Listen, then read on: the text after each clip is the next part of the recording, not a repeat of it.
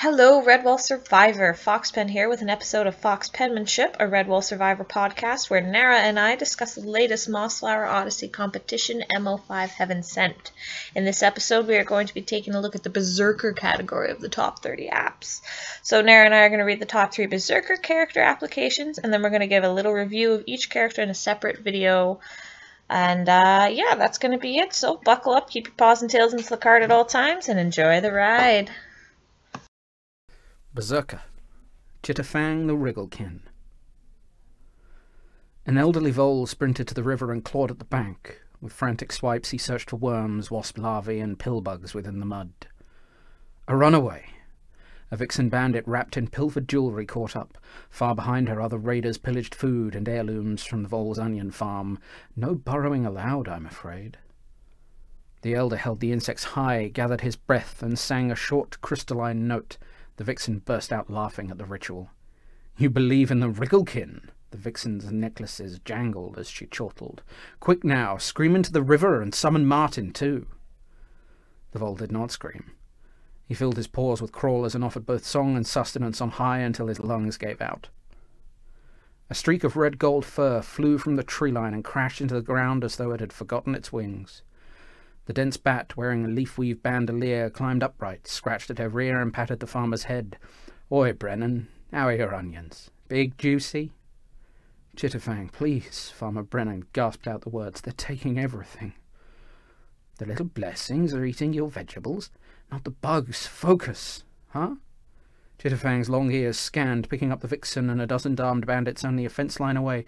"There are so many. Too many. You have to run. I'm not sure I can—" "This bat," the vixen scoffed. "This is the Wrigglekin." "Wriggle what? Wriggle who?" Chitterfang looked about for a moment before flapping her wings. "Oh, you mean I'm the wriggling bat beastie? I am, and you should all leave while you can. I see no storied monster. Depends on how you're looking." "Quiet, git." The vixen readied her scimitar. "All I see is a dolt with a mouth as big as her behind." "Run, Brennan, run." The vole did not move despite Chitterfang's push. "Run, run, run, run, Brennan, run!" The vixen charged, and Chitterfang swiped Brennan's offering into her mouth. She did not swallow, and let the little blessings squirm along her tongue and teeth. Time slowed. She breathed in an ancient rhythm, and the infestation dredged up deeper wells. Memories resurfaced and mixed with the present. Brennan's rasping became a blind teacher, scratching hive holes into their cave's wall. The river's flow became the thousand-fold wing beats of her siblings, curating nests and webs. And the vixen's war cry became the trilling crickets as Chitterfang held him close. And then the blessings rained. The pillbugs spoke first. Chitterfang rolled low into the vixen's shins and sent her muzzle first to the ground. The wasp larvae gave permission. Chitterfang's sharpened foreclaws stung down with the hive's fury and perforated the vixen's neck. The worms sensed the charge of the vixen's allies. Chitterfang's body wove fluid through the flurry of weapons. Roll, sting, weave, roll, sting, weave. The afternoon sun dipped below the tree line before Chitterfang woke, her breathing shallow and the blessings long departed from her maw and mind. A dozen raiders sprawled dead among the onion stalks. An elderly vole bled free into the river.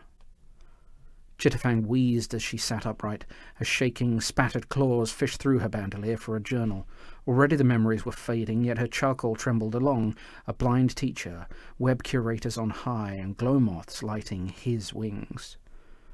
The scrawled clues joined many others, but not a one told of a road home. Then the memories vanished, as they always did. Chitterfang buried Brennan in his field, said a short prayer to those below, and limped away in search of another chance. So next up on Mossflower Odyssey 5, Heaven Sent,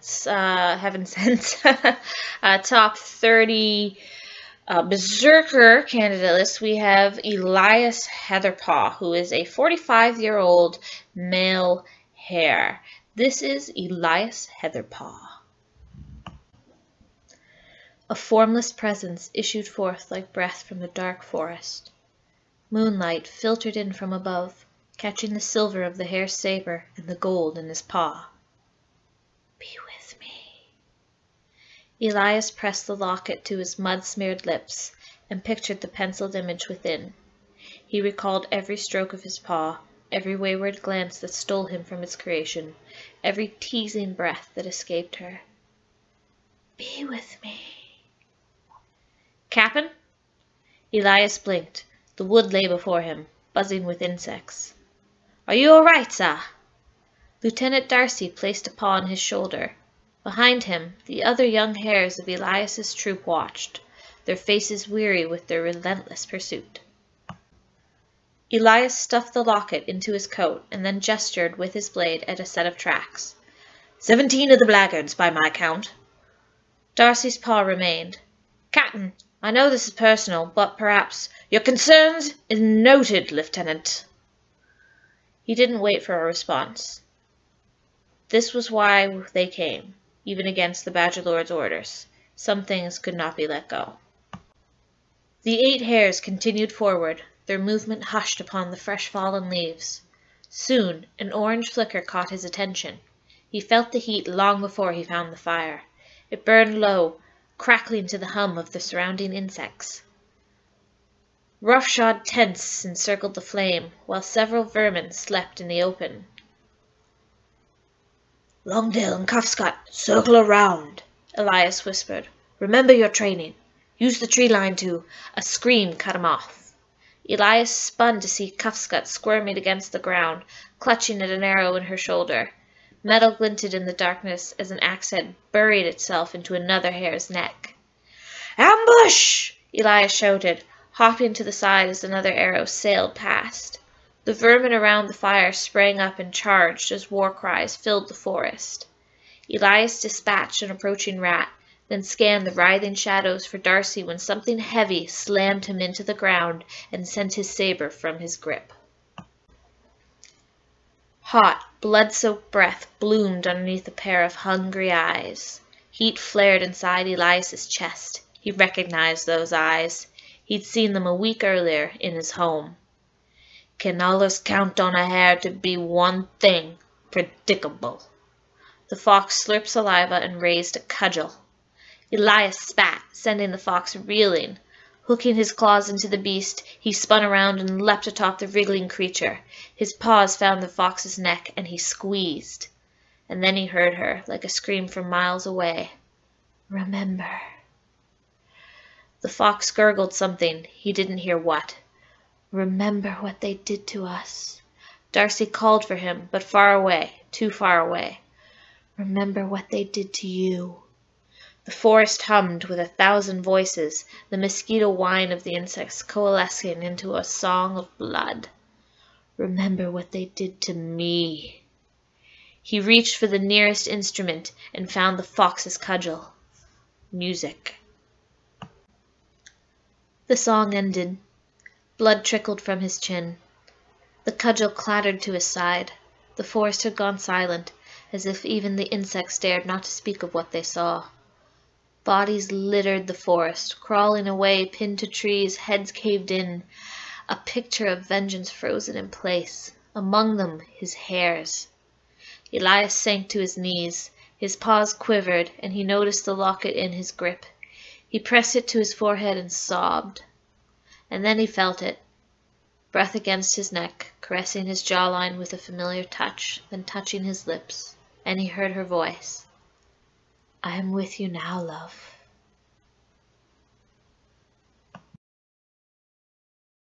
Faded away, Ilka's first and most desperate desire was to clean the mess out of her fur. Experience had taught her, however, that clients handed over their post-job payment more enthusiastically to a grisly monster than to a tidily groomed wildcat.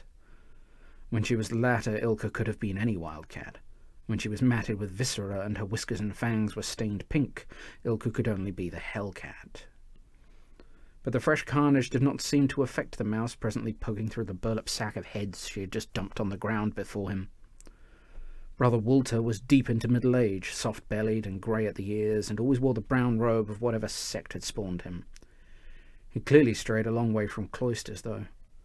He wasn't her client, but his notary, assigned the task because their mutual employer didn't want to be seen on a secluded forest road colluding with an infamous killer for hire. "I count 7, Walter said, finally straightening and letting the sack fall shut. "You missed 2. I killed every beast in that camp. If they are not in the bag, it's because they were not in the camp. Then you should go find them." "I am a beast slayer," she bared her pink teeth for emphasis, "not a beast finder. If you value professional integrity, you'll complete the task that you agreed to. Or perhaps I shall simply add your head to the bag and take my money off your corpse." Unfazed, Walter only frowned. He was one of those types of mice, the irritatingly steely ones. Okuu could still kill him easily or simply overpower him and take what was owed. She was impatient enough to leave this backwater that she wouldn't even need the rage to do it. But she looked at his robe and could only sneer. "It's foolish for you to be out here alone with me, you know. Your employer must have deemed you expendable." She took a step closer, so she loomed over him, resting one footpaw in a round shape under the burlap. Perhaps he has grown weary of having his unsavoury dealings overseen by an unsullied beast of the light. Walter's whiskers twitched, but his gaze was steady. Sometimes an unsavoury act lends itself to the greater good. "Is that why he had me kill a family of weasels, monk? The greater good?" He did not flinch, and had the decency not to pretend he hadn't noticed the smaller heads in the sack. Instead, his ears tipped back a degree, almost as if he meant to pray to the great nothing Ilka knew to be out there.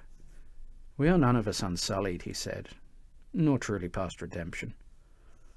Ilka laughed, slow and cruel. Walter only watched her earnestly. At length her mirth faded away, and she scratched at the clotted gore on her palms. "I'll make you a deal, monk. My business wants restructuring. Be my factor. Keep that sack of gold for yourself or distribute it to the poor or whatever fool thing you wish. Consider it a sign-on bonus." For the first time, Walter's eyes widened and his mouth popped open in genuine shock. "Why would I ever—" "Perhaps I am a lost soul craving redemption," Ilka sighed, unsheathing her claws to examine their wicked points. "Or perhaps I am an arrow seeking a heart, with no care at all whether its owner is good or evil, in which case the greatest good you might ever do is guiding my flight." And that was the Berserker category. I hope you all enjoyed Nara and I's reading. We'll see you next time on Foxpenmanship.